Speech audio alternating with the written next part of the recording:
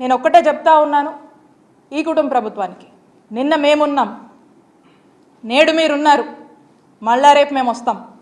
Government అనేది ఒక continuous process, ఇది ఒక కంటిన్యూస్ ఇన్స్టిట్యూషన్.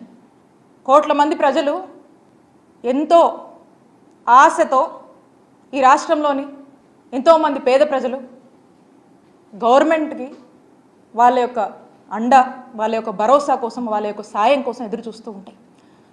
వాళ్ళ యొక్క హోప్ని ఈరోజు బలి చేస్తూ మీరు ఏదైతే జగన్మోహన్ రెడ్డి గారి ఎయిమ్